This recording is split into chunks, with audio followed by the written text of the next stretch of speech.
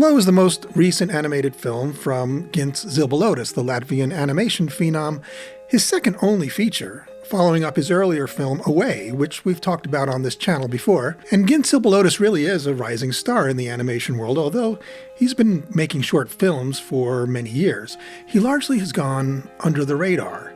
Maybe because his narratives, while animated, are not simple, on-the-nose pieces, but more complex, delving into the themes most animators are not, frankly, always equipped to meet directly. But always, his films are incredibly accessible, and that's down to the fact that he's also a very talented director, a very talented storyteller, and that's a much more rare quality in an animator than you might think. But Gints Zilbalodis is the whole package. He's made many short films that speak to the heart, and made his first feature film, titled Away, all alone at home on his computer. But now we have Flow, the first feature he's done with a crew, with a team. And how has that transition to working in a group gone for Gints? Really, really well. Stay and watch the credits of this movie, which won the Golden Globe recently, by the way, for Best Animated Feature, up against the likes of The Wild Robot and Moana 2. Compare the many minutes of credits on those big Hollywood animated features against the very modest number of names on Flow, and you'll see it's still really kind of a personal film. The feeling is familiar to anyone who's seen Away, and that's down to the director. Once again, there is no dialogue in the film, down from one human character in Away, instead here to none. We have a cast of animals, all of which have distinct personalities and believable motivations and reactions to their world and to each other, all of which adds up to very evocative ensemble acting, as good as any you'd care to name, with moments of real fear, desperation, but also joy and elation and magic and transcendence at times. And how Zilbalodis wrung the depths of human experience out of a cat, a dog, a capybara, a ring-tailed lemur, and a bird who can't speak to one another, it's simply amazing. And with the minimum suspension of disbelief, I might add.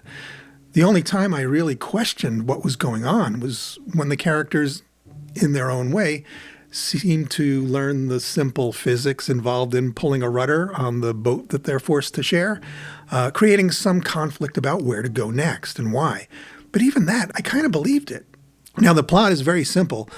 A little black cat living in what seems a remote part of the world with only a handful of traces of former humans lives day to day, avoiding a pack of wild dogs.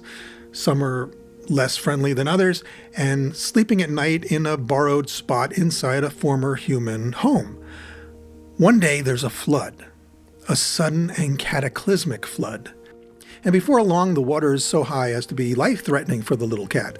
There are hints that it's happened before and may happen again. And that's part of the logic of this world that we're in. It's not our world exactly, but a substitute one for the story. And it's left a bit fuzzy, just as the details of the prior inhabitants are fuzzy on the island in the previous film Away. But as long as you grasp the rules of the film and of this world, the details don't really matter much, and you're quickly caught up in the emotional story of the film. The cat gets stranded and sees a boat coming by, a rowboat, and swims for it, and finds that it's already inhabited by a lucky capybara, who is just fine with sharing the boat. Now, time goes by, and while the capybara can eat some of the plant life that they encounter, the kitty is starving. Now, a big white bird takes an interest in our little hero and brings him a fish, which violates the group dynamic with the bird's flock, who then injure the bird and leave it basically flightless, leave it for dead. And there's also a lemur who's mollified by fancy trinkets and hoards them in a basket. And we see the lemurs in his world establish hierarchy through such trinkets. And every species we encounter basically has its sort of social norms, which we immediately recognize as universal traits and just accept. Although we don't see any other cats, the little black cat, I guess, is sort of an audience proxy in that way. Finally, we have the big white dog, the big friendly sort of, it's not a husky, maybe it's a retriever type of dog who's only with the other dogs because, he's a dog. But our dog doesn't chase our little black cat to kill it like the other dogs want to, but to play and for some companionship. It feels a bond there, it feels a need there. Now that's a dynamic that has to grow on the cat as it would in real life. And White Dog gets separated from the pack eventually, and now he's part of this eclectic new tribe on the boat. Our world in miniature, sort of, if you like. And basically they all sail around, they weather storms, they learn to work together, in some ways even debate on the right things to do or not to do. At one point, the big white bird, who's the best navigator, as a bird might be, takes on most of the helming duties and then gets annoyed by the dog's playful antics and kicks the lemur's prized possession that the dog's playing with, a blue glass orb strung with macrame, and kicks it overboard. It's not purposefully, perhaps, but just in a moment of annoyance. The capybara falls overboard and instead of just saving its own life immediately says, well, why not? I'm already in the water. I'll try to rescue the lemur's prized possession while I'm out here. There's empathy, there's nuance, there's compassion, all of it without dialogue. Concern for those around you. These are becoming the hallmark themes and concerns of Gints Zilbalodis. Very directly, graspable by children, but with some adult complexity that, after a steady diet of more saccharine animated movies that we get, while those are all fine, you really come to appreciate the nuance in a film like Flow.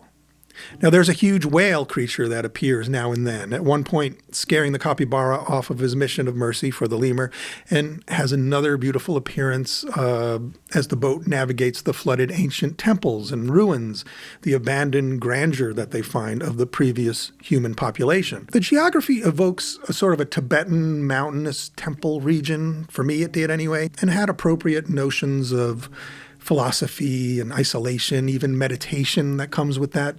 That seems, well attuned to the internal stories unfolding with these silent characters. But I have no idea if there was a real place or location intended by the film.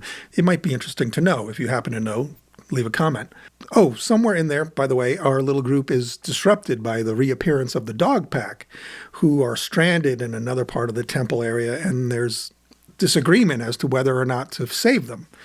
They're outside of this little group that we have, the full-on eat or be eaten, everyone for themselves part of the world. And by now, the implicit agreement within the boat to transcend that base nature and work together hangs in the balance. But they also can't leave them to die, and this turns out to be sort of a gray decision for them.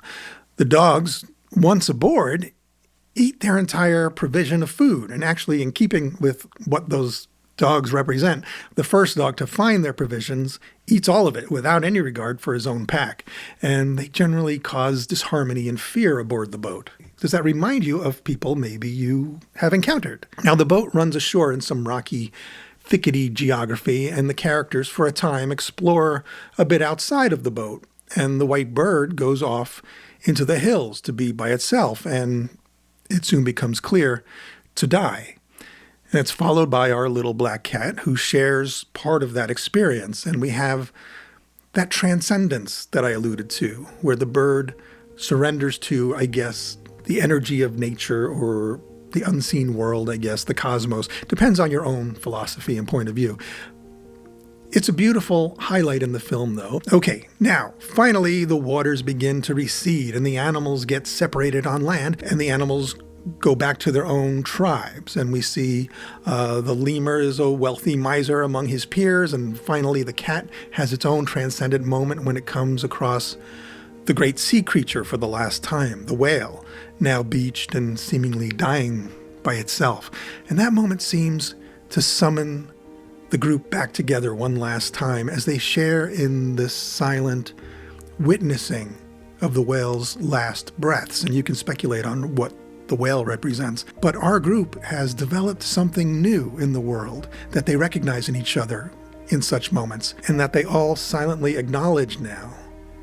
Maybe it's compassion or empathy maybe those are the best words for it. Regard, perhaps. There are better words for it, probably, but we'll leave it there. As the film demonstrates, it's not the words that matter in the end, but that transmission of a shared emotion that matters. Now, if you're watching this film with your younger viewers, if they're too upset by the passing of the whale, for instance, we get a brief sight of it again swimming away after the end credits, so hang in there. And that also confirms that the floods are sort of a cyclical thing in this world. The cycle continues, and the bonds, perhaps, between the creatures, the ones capable of deeper feeling and sharing, only strengthen. One can hope. And for the young viewers of the film, the big moment of straight-up evil in the movie is the forced submission of the white bird by his peers for straying outside the social norms, and the snap of its wing as punishment. But even that is cushioned a bit when we quickly see the bird can still kind of fly just a little bit. I think there was maybe a conscious decision made. I don't know this, it's conjecture, but I think there was a decision not to alienate kids, because young growing hearts and minds are exactly where the heart of this film is needed most and where its themes are best used. It's what art is for. And this film is like a world of art in miniature in some ways. It's easily digestible, but fully unexpectedly complex, especially for so simple a story. It operates on everyone's level, but not their lowest level. And that's pretty rare. And if you're following Gints Zilbalodis' feature career now, and it's official now that he has one, so there's some things to think about that relate to Away, his previous film. And you can watch our review of that film after this one. I'll put a link somewhere, or it'll show up here. For instance, the little white bird in that earlier film, its relationship to the big white bird here, the white forest creatures in general, always attracted but also struggling to mix in with humanity, whether that humanity is demonstrated in a cat or a lemur or a young boy on a motorcycle in the earlier film. The water droplets that seem to herald or accompany the big white bird into his next phase of being, resembling the water droplets in a way that banish the main character's despair in that film when a little bird rescues the boy from giving up in that movie when it's not his time to die. And here they're a sign of something pure at the end of life that also banishes despair in a way. The birds in each film, perhaps a type of hope or a potential for becoming something more than what we're born into. Maybe, I think, something that the natural world is only a starting block for, something more, something transformational. There's a little, Kubrick-y feeling to some of this. Then there's the notion of that wild world, the unforgiving, unreflecting nature of the wild versus the constructs of our humanity, along with the brutal cost of compassion in a sometimes unloving world. So it asks us, is empathy or compassion or love even natural? Or does the dog pack have it right? Well, they would have died without other people's compassions, but remains unclear. And the title, of course, Flow, may be referring to the more free-form narrative here, the sort of unscripted journey the characters take, although I'm sure it was very tightly scripted, or the notion of going with the flow, the ebb and flow we see in the cycle of the floods and the small incremental lessons passed on through the characters with each cycle, maybe that evolutionary or spiritual flow. Hard things to consider and turn over in our minds, and Gints Zilbalodis is masterful in evoking these big questions while only hinting at the answers. Because you're the answer, and I'm the answer, and our kids are the answer. And that makes for a great piece of art. So watch Flow. It might be okay for your kids, maybe your older kids. If they need constant mayhem, they might get bored a bit. And if they're kids who tune into others' emotional states, they might become transfixed by these characters. It's really a movie for everybody, I think, just not at every time, if you know what I mean. So try it. And if it's a no-go, try it again some other time. It's worth it. It's worth it to get it in there. It won the Golden Globe for Best Animated Feature, by the way, and it's up for the Academy Award, not just for Best Animated Feature Film, but also for Best International Feature. Okay, go with that flow, and I'll see you next time.